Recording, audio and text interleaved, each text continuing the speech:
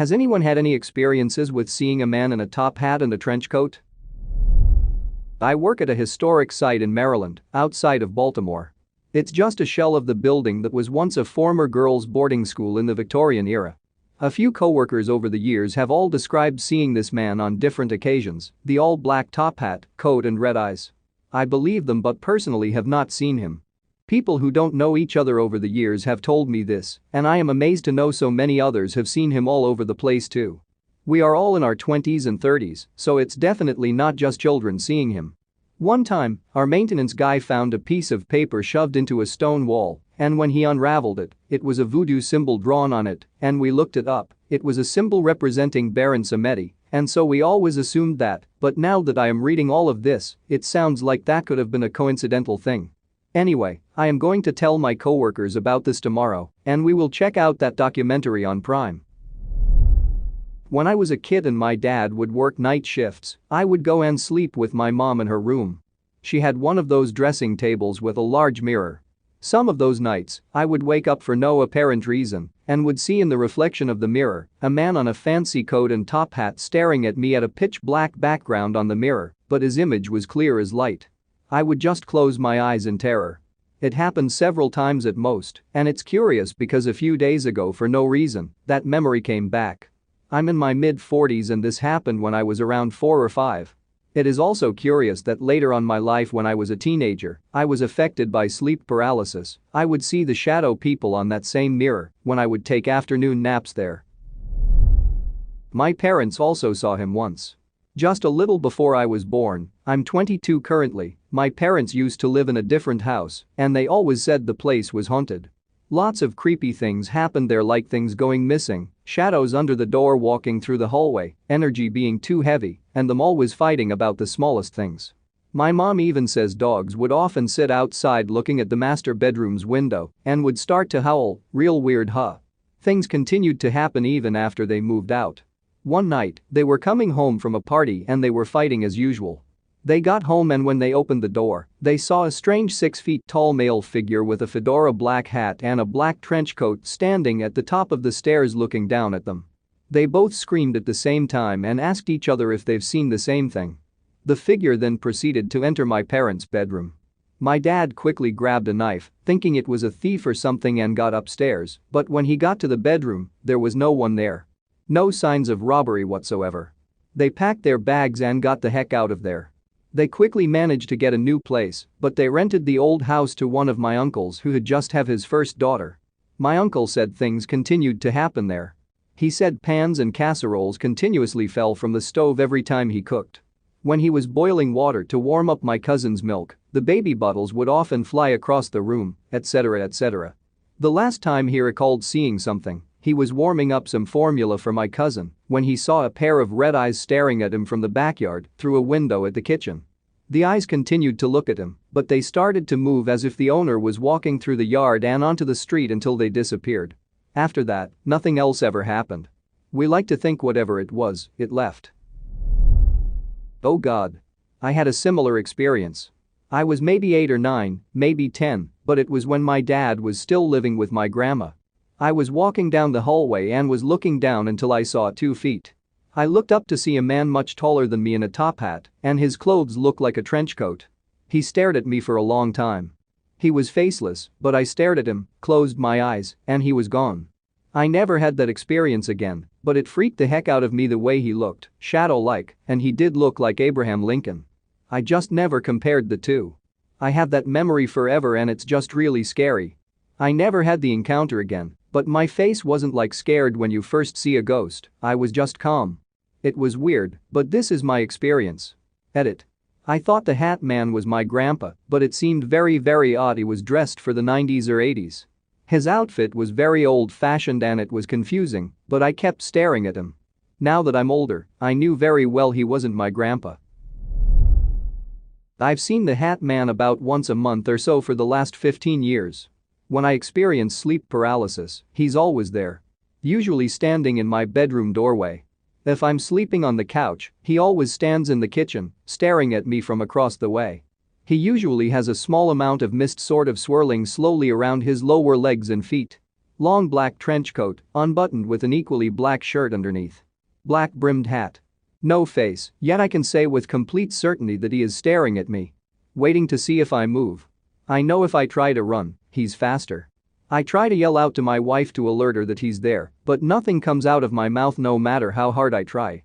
I usually decide to run for it, but when I do, I find myself unable to move. I try to yell at him to get out of my house, but again, no words come out. Just some muffled grunts. Then he's gone, disappearing into thin air. I can move and talk again now. My heart is racing and I'm jittery for a while. Slowly, my critical faculties return, and I realize I had an episode of sleep paralysis. Harmless, yet absolutely terrifying to experience. It feels absolutely real when it's happening, as silly as it sounds to people who haven't experienced one. I have learned to cope with mine and can usually go back to sleep quickly afterwards, but many people struggle with them a great deal. There are medications that can help prevent it from happening if you're willing to deal with the side effects. I just learned to accept mine and often find it rather fascinating to recall when they do occur. When I was about 11, I came home to an unexpectedly empty house after school. We'd just gotten back from a vacation, so my dogs were still at the kennel. Dad was at work, brother was out of school early with friends, and mom was out somewhere. Door was locked when I got there. I was sitting upstairs in the kitchen watching TV and heard a very loud crash in the living room next level down that shook the house. We had two large clay pots several feet tall on top of speakers, so I was sure to see one smashed when I peered over the railing. I couldn't find anything broken or even fallen over anywhere in the house. I went back to the TV and a little while later heard loud heavy stomping on the same level. I started yelling names of family members, I guess thinking it might scare off an intruder. I was young, I don't know. The footsteps started up the stairs towards me, and I would have had to run past the top of the stairway to get out the front door. I panicked and ran out to the porch, which was fairly high up.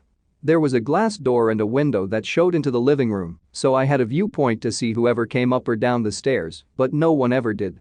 I tried flagging down a few cars driving past, but no one saw me, and eventually, I went back inside. I went around and checked every room, door and window, no signs of a break-in.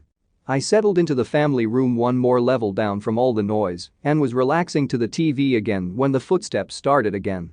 They sounded very deliberate, and I started yelling names again for whatever reason. I think I even yelled my dog's names. They started coming towards me, and I looked over to see the shadow of a man in a top hat standing at the top of the stairs on the wall across the hall from me. This time there was a ground level door by me, so I stayed outside until my family got home. I used to get so shaken up telling the story. I don't know if I ever told it to my family, but I never did find the source of the crash. I don't remember anything about a trench coat, but the top hat was so unusual, I probably wouldn't have noticed. This was in Colorado, new house but near mining ground. My oldest daughter used to report seeing a man in a black top hat and black trench coat watching her at night. She said sometimes he was in her room, and sometimes he looked through the window. Her window faced a closed courtyard that could only be accessed through the house. It used to freak me out when she talked about him. I wanted to close her curtains at night, but she would ask to leave them open, so he would stay in the yard and not come into her bedroom. She never talked about him after we moved from that house when she was around 11, but she remembers him. This thing has followed my parents too when they were teens. My mom was full-blown pushed down the front porch steps, almost full-term pregnant with me, and my dad caught her at the bottom. He said she looked like someone forcefully pushed her on her back because her back arched and she basically flew forward. Coincidentally, they were leaving a friend's house after watching a movie called Demons back in the 80s. So they go to their car, get in, and it starts bouncing up and down like someone heavy was on the roof of the car and going up and down. They thought the friend was pranking them, but the friend was on the porch wondering what they were doing. Headlights going up and down. It was after midnight. My dad sped off, and they were both spooked. My dad was one that didn't believe in stuff like that. But since then, he's had crazy experiences, and same with mom. My siblings and I used to think that whatever it was attached to my mom. But since I've had some paranormal things happen here with my kids and even my non-believing husband, I'm wondering if it's a generational thing that will follow us all, or what? I have no idea. I just say a prayer of protection, and it helps. Wish I knew what exactly it is and what exactly their agenda is. I've seen this hat man since I was younger. I called him the top hat man, for every time I saw him, he wore a top hat along with a trench coat and red eyes. He was around the height of 6 feet to me. He usually would stand at the same spot in my room and just stare at me while I was in bed. His spot was the right corner of my bed at the end of it. And he was known to follow, as I also saw him at my grandparents' house. Some might say sleep paralysis, but I would always cover my face with the cover, and with my grandparents' one, I made eye contact with him for a solid 5 seconds before basically combat rolling myself out of the bed into a full sprint. My sister also would see him and we told our parents, but they never believed us. Looking into it now, because I just woke from a dream with him in it. He was in so much more detail that it woke me up. I can still feel him at the house I grew up in, and I hate sleeping in my old bedroom. He never would touch me, but when he was done staring, he would casually walk back into my sliding door closet and slowly close the door behind him. He goes by many names, Walking Sam and Hat Man. Both are associated with negative energy and bad things, such as abuse and terrible home lives.